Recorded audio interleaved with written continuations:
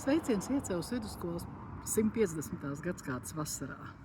Esmu Maruta Lasmana, pensionēta latviešu valodas skolotāja. Vidusskolu absolvēju 1975. gadā, bet darba gaitas šeit uzsāku jau nākamajā gadā. Sarkanajā skolā savulaik mācījušies gan mans tētis, viņa māsa, māsītes, gan mans brālis Jānis Vilšķērsts. Bet vēlāk balto skolu absolvēja gan mans vīrs, gan abas meitas. Kad mūsu klase 1968. gada pavasarī smaidošās sirsnīgās klases audzinātājas Gaidas Kalniņas Loloti beidza 4. klasi mūsu sarkanajā skolā, viņa ceļamaizē grāmatiņā rakstīja šādus vārdus: krāja sirdī sauli un atstaro to, no visiem kalniem sniedz augstāko. Pamatskolā mūsu audzinātāja bija Elīza Ravovska, iemācot mūsu patstāvību dažādu pasākumu rīkošanā. Savukārt vidusskolas gados audzinātāja Irēna Maldone rosināja būt atbildīgiem un godīgiem ikvienā dzīves situācijā.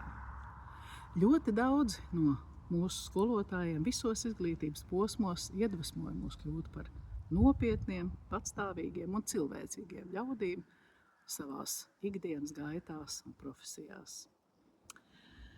Mūsu klases absolūtais vairākums satiekas salidojumos ik pēc 5 gadiem. Vairākiem ir darbs izglītības jomā, bet bija daži gadi, kad Iecavas vidusskolā strādāja vienlaikus 4 no mums – Juris Vasiļevskis, Dzintra Lapiņa un mēs ar Militu Pīlādzi. Būt savējo pulkā visās šīs vārda nozīmēs ir sirdi sildoši un bezgala vērtīgi. Tādēļ aicinu visus mūsu Iecavas vidusskolas bijušos audzēkņus satikties skolas 150 gadu svinībās šā gada 27. novembrī. Un tad skanēs joki, dziesmas, smiekli, piedzīvojumu stāsti un pāri visam īsta piederība Iecavas plašajai radošajai skolas saimei. Lai tiekoties skan simtiem labu, no visas sirds teiktu vārdu vēlējumu.